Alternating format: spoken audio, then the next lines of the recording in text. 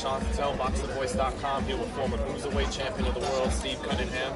Steve, I wanted to start by asking you, have you seen Andrew Tabiti fight? And what do you think of him if you have? I commentated one of his fights, I think a year and a half ago, and I mean, he's a good fighter, good up and coming fighter. Emulates Floyd. He's trained by Floyd's dad, so you should expect that.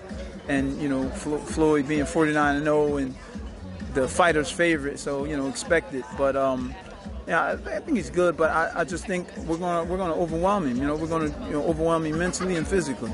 Now, he doesn't have a world title, but high knockout percentage, talented young guy. Does he look like one of the top cruisers despite not having a world title belt right now? I mean, you can't really say, you know what I mean? He's not there right now. He's not there yet. I mean, we can look at him and say, well, we see this flaw, we see that flaw, or that he does that great, he does this great. But I mean, he's got to fight Saturday. He's not in there with under 500 guys. You know what I'm saying? He's in there with a former two-time world champion. He's in there with Steve USS Cunningham. So you're gonna have to fight Saturday. Now, as always, here with one of the best trainers in the world, Brother Nazim Richardson. How was camp this time, guys? Like I say, it's always a treat to train an athlete like Steve Cunningham, because Steve doesn't go to camp. Steve has a lifestyle. That's when you see Steve in the middle of camp, y'all never seen pictures of him blowed up. That's what he's cut like that. He trains like that. Walks around on 200. He's never come to the gym. When I'm waiting my other fighters, he's on fight weight every time he comes to the gym. It's a lifestyle for him, So that's a treat. You're not ever worrying about weight with this guy. And most of these cruiserweights are heavyweights that come down and look for an advantage. You know what I mean? So Steve's not that. Steve's actually a light heavyweight fighting up at cruiser, maybe even super middleweight. You know what I mean? But his talent speaks for itself, So Tabiti is a threat, a talent, just untested.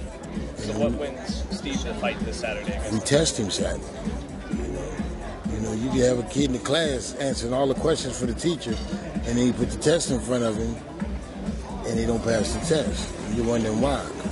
Tabiti looks like the goods. We don't know. He looks fast. He looks strong. He looks talented. He has great information in his corner. Has great stable in his gym. But he hasn't been tested. Everything around him is past tests, but he hasn't been tested. So you look for Steve to challenge him in ways he hasn't been challenged, kind of take him to deep water. Yeah. Now he's going. This is a major test for him. This is obviously a question for both of you, Steve and Nazim. A lot of people respect and love Steve, but they feel like it's been too many big fights, too many wars to pull this one off. What do you think about this? I ain't had too many big fights. Big title fights. Yeah, I know. I know what you mean. I mean, you can never have too many big fights. Has anyone ever said that to Floyd? Have they said that to Miguel Cotto? Amir Khan? So why say it? Yeah, they have said it to Cotto. Yeah, okay. I mean, but you know what I mean. On that level, every fight's on that level is a big fight. I'm a two-time former world champion. All the fights should be big, even though they weren't. But I have been in the ring with some monsters, Amir Mansour, Tyson Fury, Adamic twice, Marco Huck, stop him. I have been around the block. But do I look battle worn? You know what I mean? Do I look beat down? I always tell people when they say, "Oh, you're 41," it's like, well, how did I look my last performance, or even that performance, even in the loss? How did I look? So. Nah, man, it's not too many wars, man. It's just actuality. It's a plus in knowledge, wisdom, in the ring. Because I'm still learning. I'm still learning. So people are starting to see. So people are starting to see. Not to cut him off, but what people are starting to see, and media and commentators are learning a lesson right before their eyes. Where you're seeing a lot of this punishment you're seeing in fighters are coming from fighters who weigh 175 pounds. And go down and fight 130. Take all that fluid from their brain and their bodies. That's where you're seeing the punishment come from. That's why you see guys who live at the weight like Bernard could go on almost forever. Guys like Steve, he got 75 years old and he still looks like he's 22 because they never had to drain their bodies and then blow up, drain their bodies and blow up. That's where the punishment's coming from. And people are just starting to figure that out. Because does Steve have similarities with Bernard because he's able to keep himself in such good shape into his 40s? I never seen a guy at 40 look like this guy and act like him in the gym. You know, I've never seen any 40 man. I've had older fighters, but I've never seen one. It's a lifestyle. I mean, he's active. He's like he's got a young son boxer, and he's ripping and running the track with this guy, man. He's just. They say there's no substitute for experience, Steve. Yeah. You've been involved in these massive fight weeks. They can be mentally draining, you know, a lot of nerves and stuff like that. Do you think perhaps Andrew Tabiti's, you know, maybe not used to this sort of level of attention, and that's where you're taking this all in your stride? No. I think this is what he's been waiting for. You know, coming up, he's young, he's up and coming. He, there's a story going around about him fighting on one of Floyd's undercards, and he didn't get the chance to. You know, because the guy his blood pressure or something was too high. You know, so they say Tabiti was in there crying because he wanted to perform. Yeah, he wants to get in there and perform. My blood pressure won't be high, too high on fight night. You know, I'm gonna be there. I'm gonna be ready. I'm right in his face, right in his chest, right in his neck. But you see this guy, they hang around Floyd, and you know, you're gonna want to be who you hang around. And they want to be Floyd, you know. They want money team hats and the jewelry and the fame, and they want to fight like him. So I think he's ready for this stage. You know what I mean? Ready for the atmosphere. Now, when we get in the ring, it's just me and him, mano a mano. You know, up and coming against a two-time former world champ that hasn't lost a step.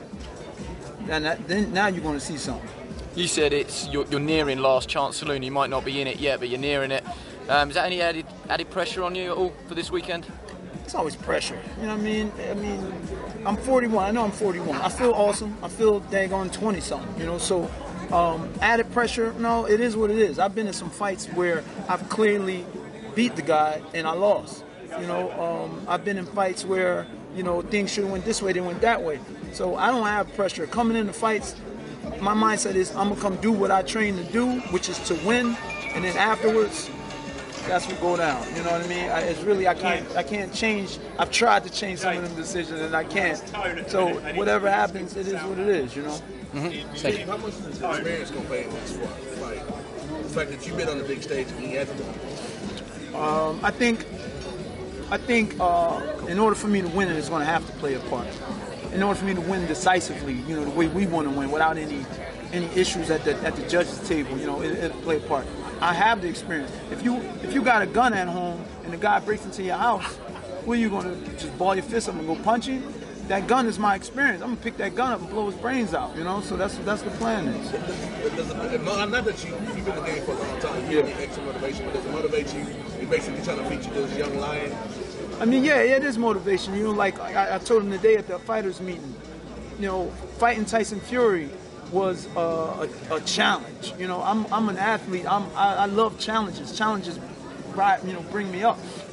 Fighting Tomas Adamic, you know, the second time as a heavyweight was a challenge.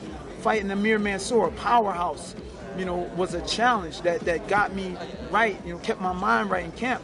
Fighting a young, hungry, undefeated guy who they say is powerful. It's another challenge. You know, so I'm driven to win. How much would it feel good to knock him off that money team pedestal? And also, what holes do you see in this game? I mean, listen, a win is a win. You know, money team, funny team, bunny team. It don't matter. You know, whoever he fights for. The money team ain't getting in there fighting for him. You know, it's just me and him. How good will it feel to win? It's great. You know, who don't love to win? You got a final prediction on what you said about being on the wrong side of decisions and judging things that haven't gone in your favor. Do you feel like you have a sense of calm entering this fight that other fighters don't have, with all the circus and all the things that's going around it since you've been in this position? Do you have that sense of calm? I have a sense of calm in this camp, and it's been noticed by my team and my wife. She came and visited in camp. And I got out the ring from sparring, boom, doing great. And she asked me a question, and I was, you know, real melodrone. And she was like, "You all right?" And I'm like, "Yeah, babe, I'm cool." And I'm like, "Oh, that's the way I've been all camp." And this, you know, being in fights, big fights before. I mean, I've headlined in Germany, Poland, South Africa, you know, around the world, and places sold out. And you know, it's exciting, it's overwhelming, it's overcoming. But I mean, recently I've been going through a lot of stuff, man. You know, my mom just passed away in April, and it's just been real rough.